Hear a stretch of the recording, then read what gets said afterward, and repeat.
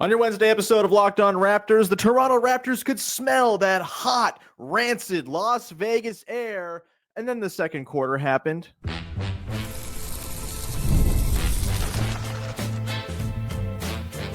You are Locked On Raptors, your daily Toronto Raptors podcast, part of the Locked On Podcast Network, your team every day. Hey, what's going on? And welcome to another episode of Locked On Raptors, part of the Locked On Podcast Network, your team every day. It is Wednesday, December the 10th, and I'm your host, Sean Woodley. I've been covering the Toronto Raptors now for 12 seasons on various platforms. You can find all my work over on Blue Sky. You can find the show on Instagram. You can join us in the Locked On Raptors Discord server, link in the description of the podcast. 100% free to join. Become part of our listener community.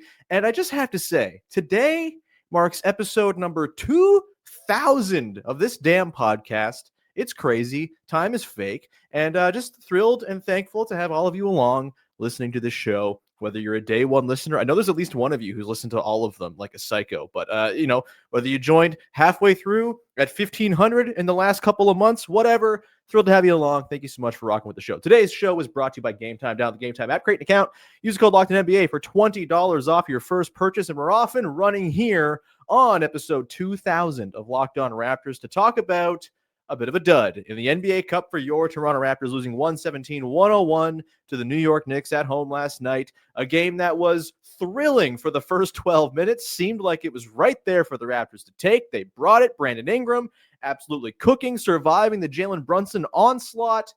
And then the second quarter came about and everything fell apart. And we'll get into that. We'll get into the changes the Raptors made in the second half that, sparked at least some hope of maybe a faint chance at a comeback. We'll talk about Jakob Poeltl's pretty immense struggles last night. Gradey Dick's pretty immense struggles last night. Both of them really not covering themselves in glory in this one. We got the good, the bad, and the But let's start off with a look at that second quarter. Again, first quarter was absolutely brilliant. The crowd in Scotiabank Arena was as raucous and loud and pumped up as I've heard it in quite some time, going back probably to the title defense season during their 15-game winning streak, where they had some crazy heroic wins at home during that stretch. It felt like that again. It felt like being back in the midst of the Kyle DeMar days, where every single home game, every single close game was just absolutely electric.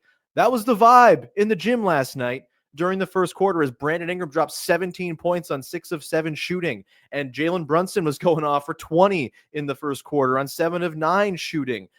Just like an absolute shootout, 39-35 after the first quarter. Seems like the Raptors are in great position to hang tight with the Knicks team that, isn't the greatest defensive team in the world. Didn't seem like they had it defensively in this game. Jamal Shead nobly filling in for Immanuel Quickley out of the lineup. But then the Raptors had to start playing bench guys, and they just kind of came unspooled in that second quarter. And it wasn't just bench guys. Jakob Poeltl among the starters, easily, maybe the worst player on the floor in this game for the Toronto Raptors. Pretty rough stuff, although there were a couple of other candidates for that. To be sure, Gradey Dick certainly in that mix. Chucky Hepburn in his 8 minutes, pretty bad stuff. A -12 for him in 8 minutes, largely in that second quarter. And the second quarter, honestly, as it was happening, I felt like I was transported back to December 2024, a year ago, where the Raptors did not have Jakob Poeltl. They did not have Immanuel Quickley. And it was just Scottie Barnes creating from the top, no movement going on anywhere on the floor, leaning into pull-up threes, and just kind of settling. And that was really the vibe of that second quarter. They get outscored 34-13. It's nasty. It's ugly. It's gross. And I just it felt very reminiscent of when they lost all of those games in a row last December and just totally looked disconnected, unspooled, whatever words you want to use for it. That was the second quarter fully embodied. And I think, look, there was an element of what are you supposed to do with some of the guys who were playing in this game? No Immanuel Quickley, no RJ Barrett. Against the New York Knicks, you need your guys. The Knicks are a really damn good basketball team. I think they're just going to stomp the Eastern Conference. They are the best team in the East, I think, full stop. When OG Anunoby is playing, they're just a different animal, and they're fantastic. And the Raptors just didn't have the juice to hold up when you had to start bringing in your Chucky Hepburns of the world. You had to start bringing in your AJ Lawsons for 3 minutes where he only scored 2 points and didn't do a whole lot. You just there wasn't any sort of second wave of guys you could throw in this game. The first wave of guys wasn't even all that great. Jakob Poeltl was pretty miserable in this game. Second quarter, getting just absolutely punked by Karl Anthony Towns. He did some good work on the glass in this game. I'll give him credit for that. He got let down a few times. He was doing the Steven Adams thing of like, okay, I'm going to box out 1 or 2 guys just so you guys can grab the rebound, and no one was grabbing the rebound. The Raptors give up, 14 offensive rebounds in this game. Just like a really rough one overall. Outside of Brandon Ingram and Jamal Shead, none of the starters had good offensive games. There was some good stuff from Ochai Agbaji defensively, but he only chips in 3 points, goes 1 of 4 from the field, only takes 1 3. Credit to Jamal Shead for emptying the clip and taking 11 threes to try to fill in for the void of not having Immanuel Quickley. It's a borderline miracle they got 38 threes up in this game without Quickley, but that second quarter, the offense just completely ground down. Wide open missed shots by Chucky Hepburn, turnovers by Chucky Hepburn, driving into traffic and just not having a clue. And then on the other end, defensively, look, the Knicks are a tough team to guard. Obviously, they're the number 2 offense in the NBA. They're a great offensive team, and they make it so there are no easy decisions with how you guard them. I thought it was the right call to mostly guard Jalen Brunson in single coverage, because what did the Knicks do better than anybody? They rain corner threes on your head. They did that in this game too, but it would have been even worse if you were sending 2 to the ball to try to pester Jalen Brunson, get him off the ball, and then have it just spray around to all manner of excellent shooters, which they roll out there. And I think we saw that a little bit in the third quarter. At the very start of the quarter, they got a little more aggressive with their ball pressure and traps, and it led to just like a river of Josh Hart threes. This team makes it so there's no good solution to how to guard them. That's why they're good. That's why they're going to win the Eastern Conference in a dog walk, I think. And you were damned if you did, damned if you didn't when it came to Jalen Brunson. I think some guys did a better job individually on him than others, but ultimately he goes 13 of 18. He's just a damn good player. I think how they guarded him, like whatever you did, they just needed to do it better. Whether it was sending 2 to the ball and scrambling on the back end, they didn't do that well in this game. Whether it was just guarding him straight up and forcing him into misses, they didn't do that well in this game. They're a really tough team to guard. And I do think, as much as this was a miserable quarter for the Raptors for a whole lot of reasons, Chucky Hepburn getting walked by Tyler Kolek, not something you want when your whole thing is Chucky Hepburn is I play defense and that's my thing. This is also very much a Knicks related stomping in the second quarter too. Their defense, I went and rewatched the second quarter in this game. Their defense was fantastic throughout that entire quarter. Just like the best I've seen them. I watch the Knicks probably as much as any team in the league outside of the Raptors, just because they're on a lot and I like watching them play. And this was as good as their defense has looked, I think, in any time I've watched them this season. Super connected. And just if you watch back that second quarter, everything is rushed by the Raptors on offense. There's no time. There's no space. Jakob Poeltl catches the ball in the post. Dudes are converging right away to force balls away. Any sort of action, the ball swings. There's no time. We play 0.5 basketball. That's the thing the Raptors do, is they play 0.5 basketball. They weren't even given 0.5 of a second to make a decision before the Knicks were all over them.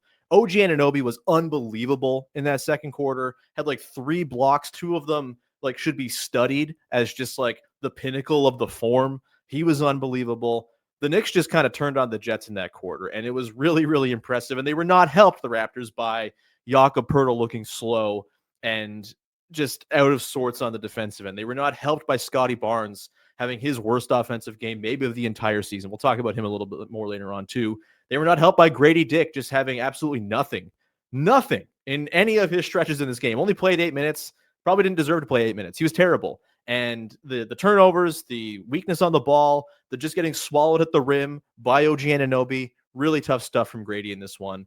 And yeah, like again, those Chucky Hepburn minutes were really bad. It was just a really, really rough second quarter overall. And it cost them the game. They lose that quarter by 21. They lose the game by 16. The rest of this game, there's plenty of stuff to look at and say, hey, the Raptors did pretty well there. The Raptors figured some stuff out. It's a surprising amount of good stuff to pull from a game that was just this bad, all told, because of one quarter. But that quarter is the reason why the Raptors are not going to Vegas for the NBA Cup semifinals this weekend, and they are going to get a little rest. Which, hey, maybe that's not the worst thing in the world. We'll talk about that a little bit more later on too. But I want to get into what did work and what sort of led to the decisions that led to them falling into the things that did work. We're going to talk about Jakob Poeltl a little more, just looking completely lost in his head, and the switchy lineups that were a result of him getting the hook early in the third quarter. We'll do that coming up in just one sec. Today's show is brought to you by Mint Mobile. You know, there's no reason to let big wireless drain your wallet, especially during the holiday season. Right now, Mint Mobile is running their best deal of the year. All of their unlimited plans are 50% off.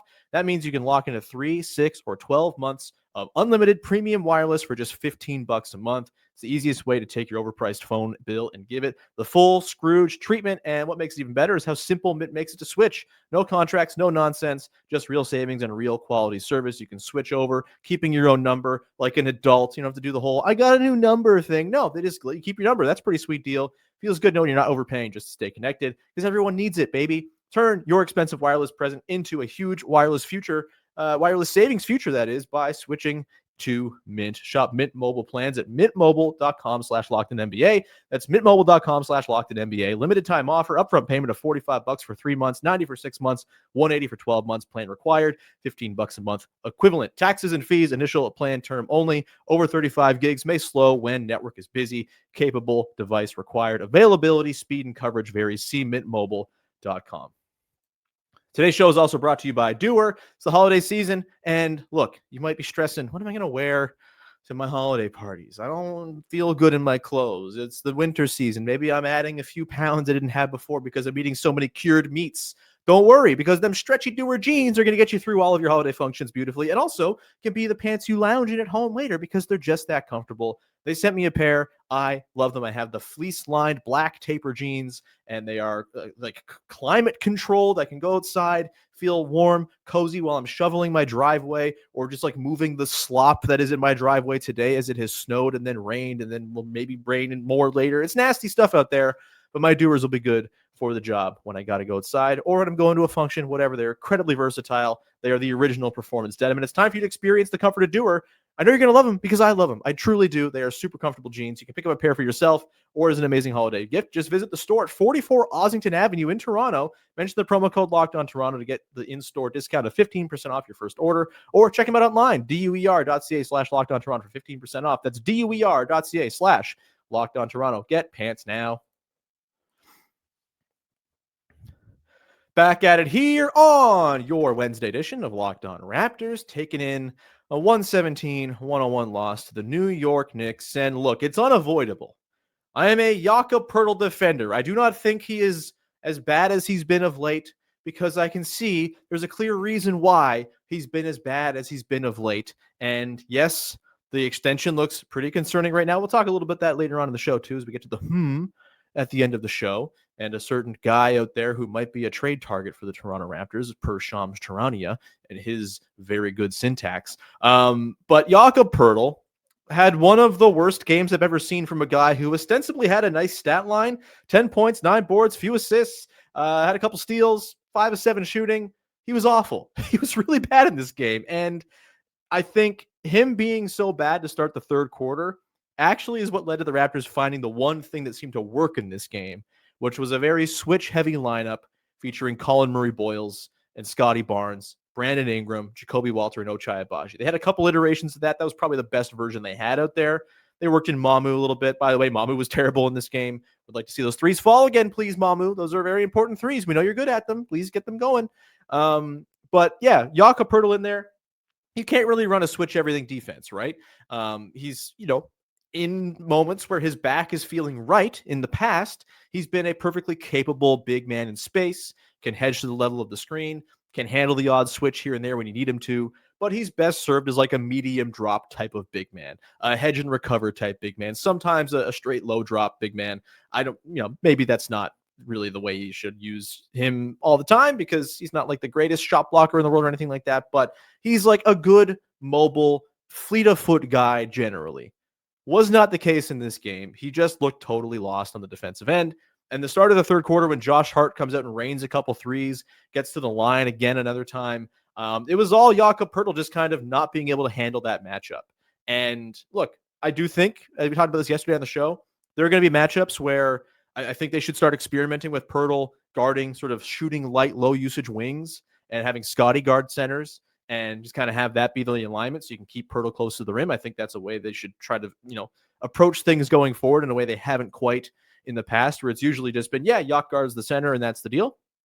But there's nowhere to do that against the Knicks because everyone shoots. Josh Hart shooting like 40% from three this season. He's on an absolute tear, and you just can't get away with Jakob Poeltl hanging out in the paint and leaving Josh Hart alone. And the rotations were off. The sort of way he was just getting walked on the perimeter by Karl-Anthony Towns, by Josh Hart, by whomever, it just was untenable. And so Darko made a pretty quick change, I think 2.5 minutes into the third quarter, took Poeltl out and rolled with the Barnes, Jacoby Walter, Ochai Agbaji, Ingram, and Collin Murray-Boyles lineup. And that lineup to me was really interesting. They just basically switched everything, and the defense had a shot. The offense wasn't great. They didn't cut into the lead all that much. I think they were down 15 at the end of the quarter, but it was like a stabilizing lineup for the team that gave them at least the faint possibility of maybe coming back. It wasn't some far-flung fantasy. They strung together some good possessions, and I think that was an interesting look, and hopefully it's something they can build on from here going forward, right? The most important thing is having different ways to play. Over the course of 82 games, you have to be able to mix it up against different teams. You got to mix it up in game. I think it was a great example, right? This was a single elimination basketball game. It necessitated in-game adjustments, and credit to Darko. We found the lineup that worked. Problem was, he didn't have much more than those 5 guys contributing anything last night.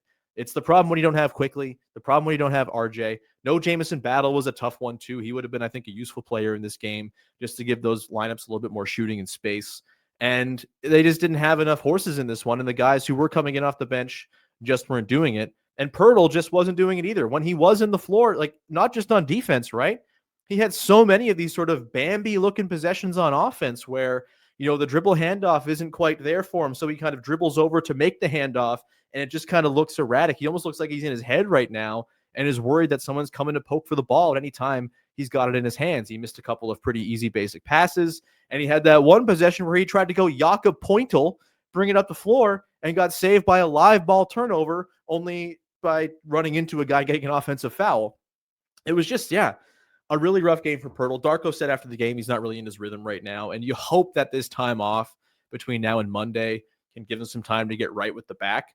I've been pretty staunch in the idea that, like, you don't just go and overspend to get an insurance policy for Jakob Poeltl missing 10 to 15 games a year, as you kind of expect he's going to do. I think they have, as we saw last night with the switchable looks, some lineups they can go to without Poeltl to survive. But if he's going to be like this all year, then the conversation changes. Do I think he's just going to be a broken shell of himself all year? I hope not. Probably not. Guys get better. Guys improve. Guys get healthy. Back stuff is weird. Sometimes it just goes away and it's fine. But I'm not in the room. I'm not the doctor. I don't know what's going on exactly. And so you would hope that if this is going to be sort of an existential threat to the team this season, that they do have a plan lined up to go try to find some sort of big man help, because it is the kind of thing that could derail the season. I don't think Jakob Poeltl is this bad. I think we've seen stretches of this season where he's been very good and very helpful and a huge part of their success, but he's clearly just not himself right now. And the Raptors either got to just sit him down until he is right, or if it's just not going to be something that rectifies itself this year, they got to find some sort of insurance policy. Now, we've talked about it before. Easier said than done. Backup big men are the most overrated thing in basketball. They're not very good. That's why they're backup big men. And you're not going to go find some savior in all likelihood here. I don't think Day'Ron Sharpe is walking through that door and changing your life substantially. I don't think really anyone is. I think you got to look for an upgrade trade if you're going to do it, and probably have to part with some picks to do it. I've talked about Ivica Zubac. He's someone who you could look at and say, hey, the Clippers, maybe the Poeltl contract looks unmovable right now. I don't think any contract is unmovable in the NBA. I think that's silly, especially one the size of Poeltl's. It's not like it's a $65 million albatross like someone we'll talk about a little bit later on. But maybe you look at the Clippers. The Clippers are a team that, they're never going to tank. So in theory, they want someone who's competent and functional to be a center for them. And they need picks. And so maybe there's a deal to be found there. And then you might say, but other teams are going to have more stuff that isn't Jakob Poeltl to offer for Ivica Zubac. Show me the other contender that is in need of an Ivica Zubac. Maybe the Celtics? Maybe? I don't quite see that being the type of guy they tend to go for with their bigs. They like spacing bigs more often than they like sort of paint bound bigs. They made that pretty clear. They're a very all out, 5-out shooting team. Beyond that, I don't think there's a lot of teams out there that are just like, we got to go get ourselves a Vitsa Zubats. Maybe the Pacers, if they're going to go look to find their center for the Tyrese Halliburton return. But I ultimately think, like, if you threw a couple picks at the Clippers and kind of got proactive with it, maybe that's something you could pull off. Zubats is very good. He's been less good this year. I don't know. But maybe they just don't need to trade Jakob Poeltl at all. Maybe he just gets better and it's all fine. But him being so bad in this game was pretty glaring. This was one of the worst games I've seen him play. And by the end of it, just looked totally out of sorts in his head. And you hope that this time off can get him right. He's a better player than this. It's obvious. He's not Hakeem Olajuwon, but he's a good, solid, helpful basketball player at his best. And he just hasn't been that of late. And that's a problem for this team. Again, I think they are more equipped now than they have been in the past to survive time without him. But 15, 20 games is different than 30, 35 games of Jakob Poeltl not being himself or not being right. And if it's going to be longer, then yeah, they probably have to look at something. It's just a lot easier said than done to say, go get a big. Tell me who the big is that works financially and all of that stuff. It's tough. But anyway, the switching lineups were good. And like there were some real nice things in this game. I thought Jamal Shead was, he wasn't super efficient, just 6 of 15, but he took 11 threes. A lot of his misses came on those. I thought he did a very good job in this game of kind of filling the void for Immanuel Quickley as best he could. No one can fill the void for Quickley. I think the big reason why their offense bogged down so badly in the second quarter was they didn't have a guard out there playing with Scottie Barnes, who you could trust to space and have just like requisite spacing on the floor and shooting touch. And those guard skills are important. Shed did a noble job of filling in. I thought Jakob Poeltl had himself a really nice game, 3 of 6 from downtown. Always good when the threes fall for him. He did a couple nice drives and finishes too. Thought it was a really encouraging game from Walter after a bit of a rough spell for him. It's been very up and down. His games are either awesome or kind of nothing. And then Collin Murray-Boyles, I thought in his minutes, wasn't super like productive stats wise, but 6 points, 5 boards, 3 assists, and just some damn good defense, switchability, connectivity on passing, like all good stuff as well from Collin Murray-Boyles. Crashed the offensive glass nicely. So there was stuff from this game that wasn't total hell. Second quarter, though, mild. Like I can't like one of the worst quarters I've seen them play in quite some time. We'll come back on the other side, get into the good, the bad, and the from this game to round things out.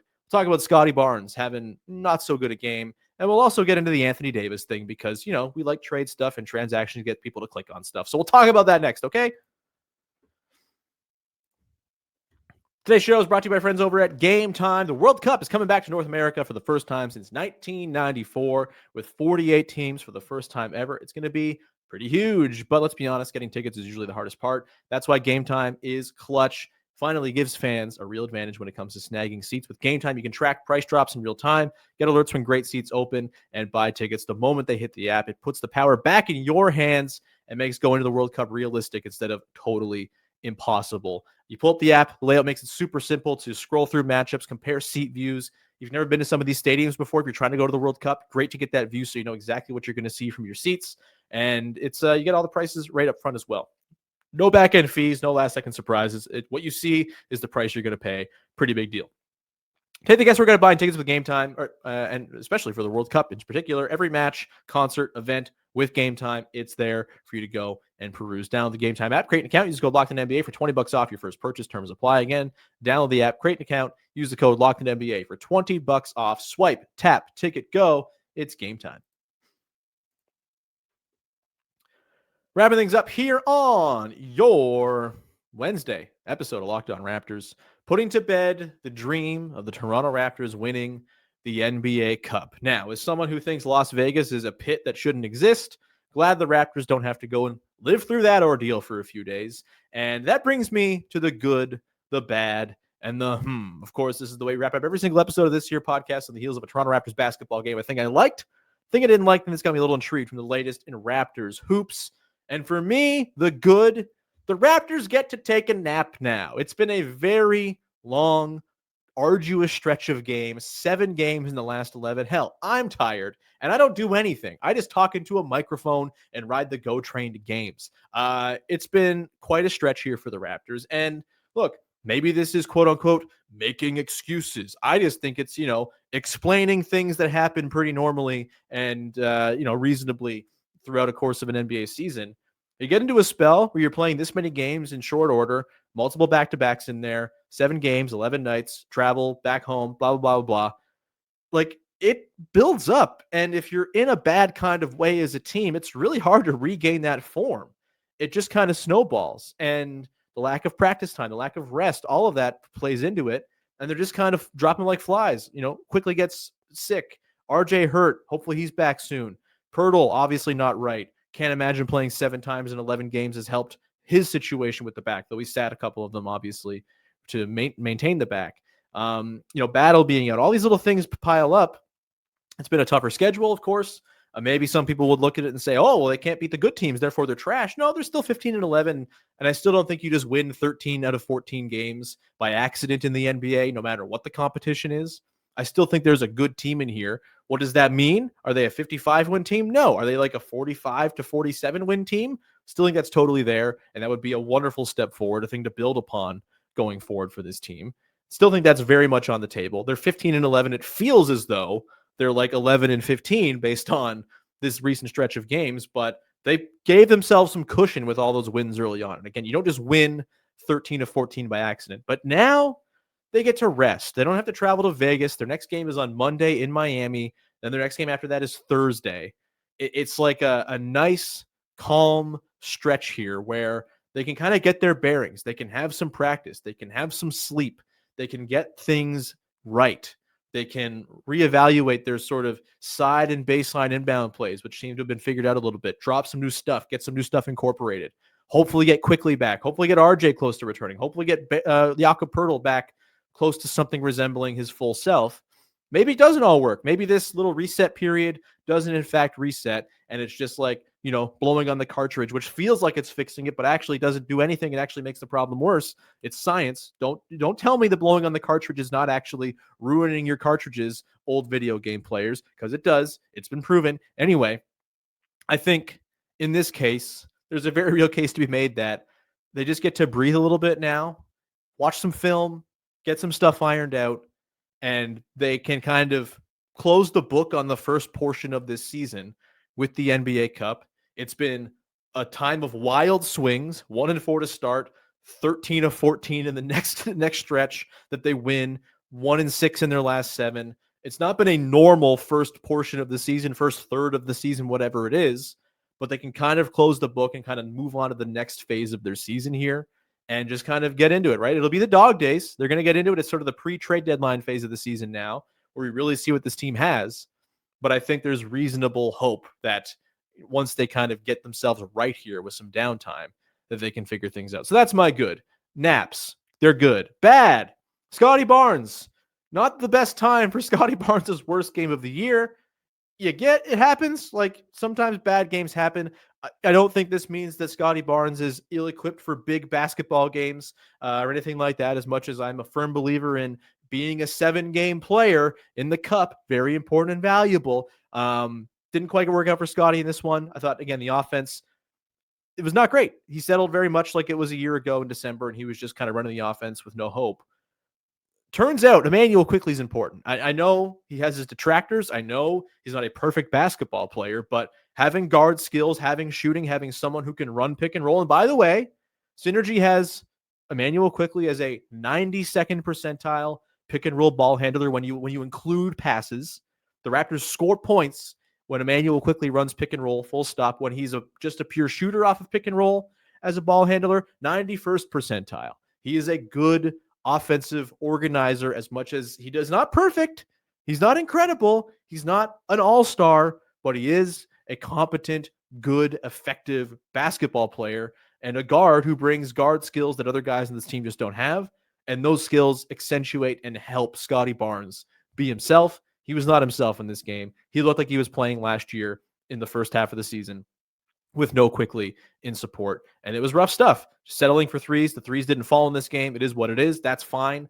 I thought, though, there were so many instances this season where he's just been this powerful driver, turning the corner on guys, really just kind of that first step, that force looking way more effective and powerful, and just wasn't there in this game, even though there were a couple instances where he did totally just cook guys off the bounce.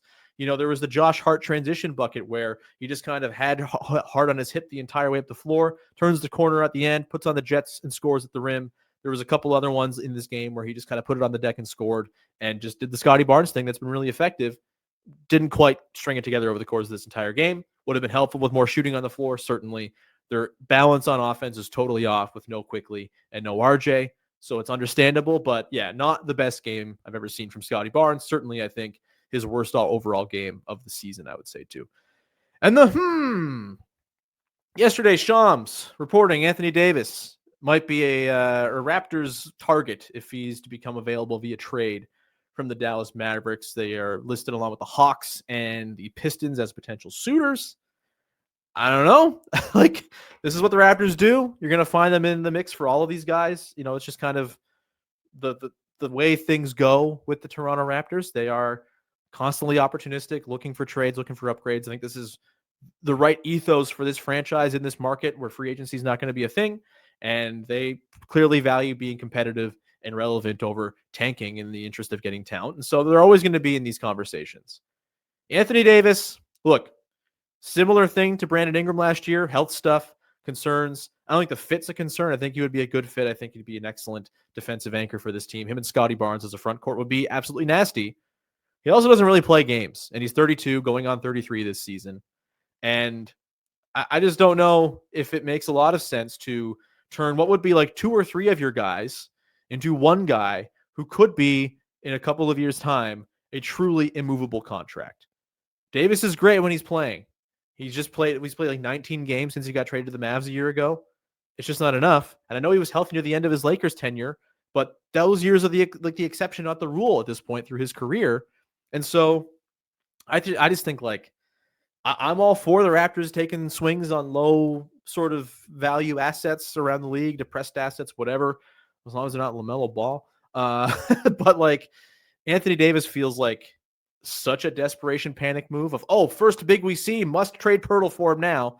That's what it would take. It would be Poeltl plus one of RJ or IQ, maybe some other stuff to make the money work. And it's left with a team that doesn't make a ton of sense. I think it makes more sense if IQ's on the team than RJ, much as RJ's been better than IQ this year. I think just guard skills, important. We've seen with the Mavs this year what not having guard skills means, and simply having Ryan Nembhard be passable has made their team make so much more sense. You got to have guards. And so if you trade Quickley plus Poeltl for Anthony Davis, you have Barrett, Barnes, Ingram, Davis, and no real guard play. I don't know about that, man. That feels like a bunch of clunk. And you're also doubling down on the health of Anthony Davis and Brandon Ingram. Feels risky to me. And I just think it's worth noting, Anthony Davis, by the way, is due for an extension this summer. Don't know if he's going to get it. But even if he doesn't get it, he has a player option for $62 million in 2027-28. If he's unhealthy, unable to play at age 35, that'd be his age 35 season. I don't know about that, man. That's a lot of money to have on the books. And yeah, you'll get that relief after he leaves, assuming you can't move him. But is it really worth moving on from a couple of guys who are on movable salaries right now for a guy who might fully box you into a team that, if he's healthy, could be pretty good, though certainly incomplete? I don't know, man. It doesn't feel like the right one for me. And yeah, I was also like this about Brandon Ingram last year. I thought this isn't the right time. It turned out the cost to acquire was so low that it just made sense to at least take that flyer. So whatever, if you can get Anthony Davis for nothing, then great. But I don't think you're going to get Anthony Davis for nothing because the Mavs will just not trade him. And so if it's Poeltl, Quickley, probably some picks thrown in as well, just because Poeltl in particular is a depressed asset right now with that contract. I don't know, man. Just feels a little like a bridge too far for me, a little too despo at the moment. But if they got him, it'd be interesting. We'll see. I just don't see how it works to make the team make sense and optimize these next few years. And if things go poorly and Anthony Davis is hurt in and out of the lineup, making $58 million next year, 62 the year after that on a player option, I don't know. We're getting real close to the end of the Scottie Barnes era in Toronto. And I think things can get pretty ugly from there. But that's just me. Anyway, we'll leave it there. Thank you so much for rocking with the show. Follow and subscribe, rate, and review, and all that good stuff. Join the Discord, link in the description of the podcast. And of course, join the Everydayer Club, LockedOnPodcast.com/everydayer. If you go there, find the Locked On Raptors page. You can sign up for $5 a month to get ad-free episodes of the show every day. Pretty sweet. You also get access to a Locked On Discord, where I think that's going to really be a nice place to talk about sports with the community that's not Twitter. So you can do that. And you get some other perks as well, national bonus coverage and things like that at Locked On Sports Today access as well. It's behind the paywall now, and it's a very good show. So if you want our national daily show, it's there. All there for you to go and peruse over at lockedonpodcast.com/everyday, or go check it out. Link in the description of the podcast as well if you want to go sign up there, as it is with the Discord. As always, link in the description of the podcast. And the Raptors Discord, our show Discord, will not go anywhere. We still have the Locked On Discord. We'll still have the Locked On Raptors Discord, which is our own favorite little psycho family that argues all the time. But we love each other at the end of the day. We'll leave it there. Thank you so much for rocking with the show. Talk to you on Thursday. Katie Heine will be along. Bye-bye. I didn't have a basketball. I had a mic fluff, and it didn't work.